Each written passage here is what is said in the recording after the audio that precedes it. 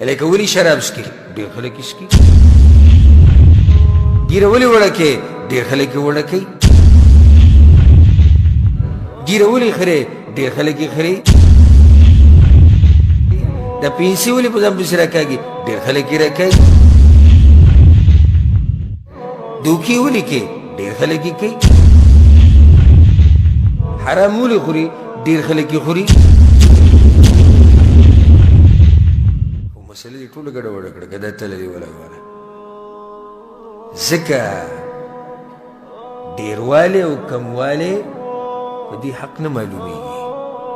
حق به په څه معلومې په دلیل سره الله د نوح علیه السلام په باره کې واوره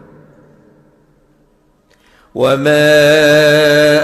آمن معه إلا قليل الله یوسو خلکو دغه سره ایمان راوړه یوسو په دې یوسو کې به اختلاف دی بعض علما وایي اووه کسان د دوه ښځې یو کافره او بله مسلمانه مسلمانه ښځې او درې زامن یوسو کسان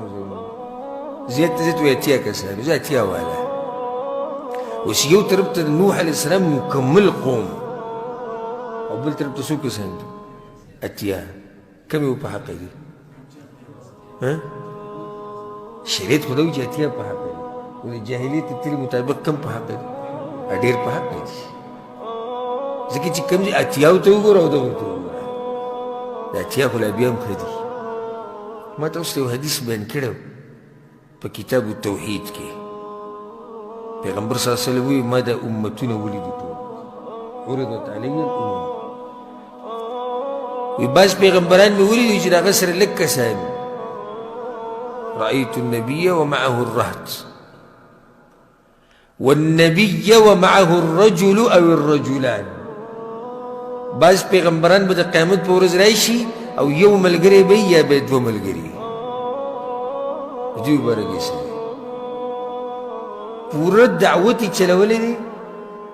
او په ټول قوم کې دوه کسان ملګري شوي دي یو دلته بس او نه دې نه تعجیب ووایم پیغمبر صلی الله علیه وسلم وایي والنبي وليس معه احد د قیامت پر ورځ به داسې پیغمبران هم راځي چې هېڅ چا یې خبره نه ده منلې یو کس ورسره هم نشته یو خو دلته به څه وایي دلته بیا وایي چې ډېر خو نه ده منلې دغه په حق دي چې یو سړی په صحیح خبره باندې عمل کوي په قرآن او حدیث باندې دی د یوازې دغه یو په حقه دی موږ به دې ته نه ګورو چې ډېر دي که لږ دي موږ به دې ته ګورو چې دلیل د چا سره دی به چا سره چې دلیل دی داسې دی دا په حقه دی اگر که یو کس یو دا باز راشي موږ ته وایي نوي مسلې هم شروع کړي ټول یو ټانګه خلک یې وي ته به دې ته ګورې چې ټانګه دي که داسې ته زما خبره ما ته غلطه ثابته که و ستا دا خبره غلطه ده ولې غلطه ده عدد هم لږ دی نه دا کمه تله وي ستا دا خبره غلطه وروره ولې غلطه ده ځکه چې قرآن او حدیث کې نشي دا منو په دې مسله باندې زه عمل نه کوم ولې پې نه کې قرآن او حدیث کې نشته منو یې درسره په دې مسله باندې زه عمل نه کوم ولې نه کې پښتانه یې نه کوي در سره نه منو الله قرآن کې دندې ویلي چې تاسو پښتنو ته ګورئ اتبعوا البشاتنه تابعداري د پښتنو کوي پښتانه کوم طرف ته روان دي تاسو پسې ځئ یا اتبعوا العرب د عربو تابعداري کوئ عرب کوم ځای ته روان دي تاسو پسې ځئ نه